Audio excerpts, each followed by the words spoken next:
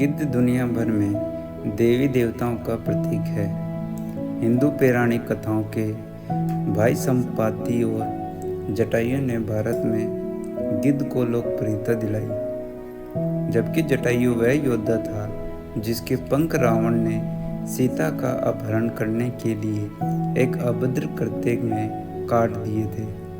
जटायु अपने भाई द्वारा किए गए बलिदान को पूरा करने के लिए सही समय की प्रतीक्षा करते हुए काफी समय तक जीवित रहा। उसने लंका के आकाश की जासूसी करके और देवी सीता का स्थान बताकर लंका में प्रवेश करने में वानर देवताओं हनुमान की मदद की। हिंदू धर्म में शकुनी गिद्ध को देवी माना जाता है। वह दिखने में बहुत भयानक है। ऐसा कहा जाता है कि जब देवदूत मेनका ने अपनी नवजात बेटी शकुंतला को फेंका तो गिद्ध उसके बचाव में आए और उसे जीवित कर दिया। गिद्धों को शुद्ध करने वाले के रूप में पूजा जाता है, जो कभी नहीं मारते और हमेशा उन लोगों को खाते हैं जो स्वाभाविक रूप से मर जाते हैं या दूसरों द्वारा मारे जाते हैं। गिद्ध शनि ग्रह का वाहन है, जिसे लोगों के जीवन में अपमान और दुर्भाग्य लाने के लिए गणना की जाती है। इस संबंध में गिद्धों को अशुभ माना जाता है, लेकिन उनकी कोमल कूक शुभ संकेत है। दंत कथाएं विज्ञान की एक अलग दुनिया है। यहाँ मान्यताओं के आधार पर बातें एकदम सही अर्थ निकालती है और कई रहस्यों को सुलझाती है। ऐसी ही एक दंत कथा है कि गिद्ध का सिर कैसे गंजा हुआ। शुरुआती समय में सूर्य पृथ्वी के बहुत करीब था। ग्रह पर सभी जीव तेज किरणों के कारण पीड़ित थे और एक एक मर रहे थे। ग्रह को वीरान होने से बचाने के लिए कोई उपाय खोजना जरूरी हो गया था। लोमड़ी, ओपसम, गिद्ध और कई अन्य लोग बचाव के लिए आगे आए। सूर्य को पृथ्वी से दूर धकेलना होगा।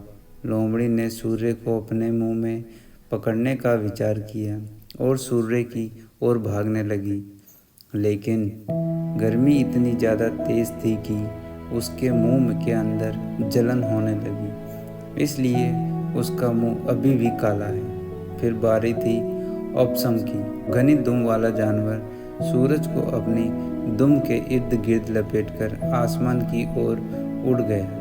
दुम के सारे बाल झड़ गए। ओपसम आज तक उन्हें उगा नहीं पाया है। फिर दूरदर्शी गिद्ध की बारी आई। उसे भी दुनिया को बचाने में अपना योगदान देना था।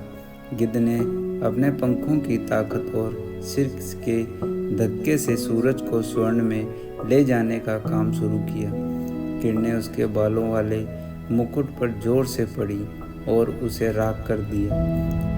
फिर भी गिद्ध को पता था कि सूरज को स्वर्ग में ले जाना है, इसलिए उसने अपने पंखों की पूरी ताकत से उड़ान भरी और सूरज को ऊपर की ओर धकेला और यहीं से रील खत्म हुई। तब तक उसके सिर के सारे बाल झड़ चुके थे और वह गंजा हो गया था। धरती ने उसकी बहुत प्रशंसा की, लेकिन उसके सिर के बाल झड़ गए जो कभी उनके पंख की तरह सुंदर थे।